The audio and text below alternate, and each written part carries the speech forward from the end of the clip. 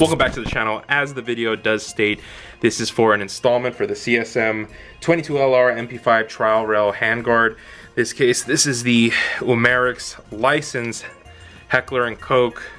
You got a little bit of trademarks there. And from what I saw, it is pretty simple. So here we go. Just came in. I'm super excited to actually have this in hand. I've never seen it in person, so I wanted to check out some of the just the way it feels and everything. So there is the nice custom smithmfg.com. Very nice little touch in there. It came with the awesome sticker, and then we got the tri-rail handguard itself. So I've never seen this one in person, but I've seen so many pictures, which is why I was very interested in buying this part for my 22LR MP5. Now before we get into it, I'm going to put this aside and I'm going to make sure that the chamber is clear. As you know, it's always good to check, even though I do not keep any rounds in there. Very nice. Now let's get into it straight off, and what you're going to want to do is remove this faux suppressor, which should be very simple. And there we go. Put that one to the side. Now right where the faux suppressor was removed, on the inside you're going to see 4 bolts. Hopefully you can see 2 on the top, 2 at the flanks. So I'm going to use a 5/64 Allen key, and that should do the trick if I got the sizing right.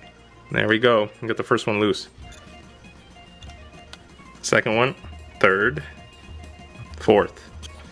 So after loosening all 4 screws, these actually dropped out the bottom. So I'm thinking they're the ones on the flanks. See, these are all 4 loose. The front sight should come off.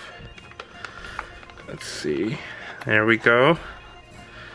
I'm moving that forward. There you go. Oh, I didn't even see that. But so all 4 screws came out, and also the little rubber washer that is on the barrel for the faux suppressor. Oop, almost lost one right there. So take that off.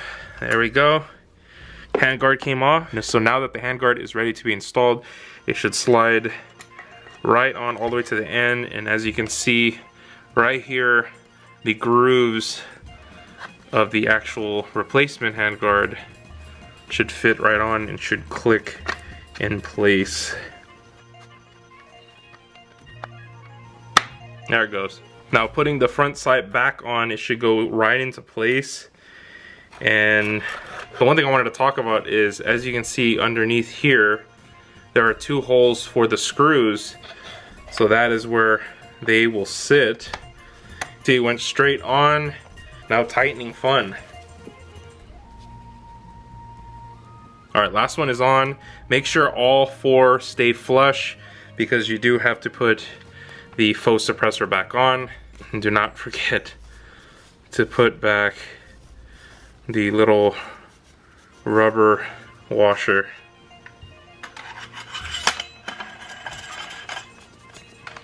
Should go straight on. Get it on there, good. And there we go. Not that bad of a process, very simple, and you got a new look right there. Big shout out to them. I'll be putting a link down below. Thank you for watching. This is Mick.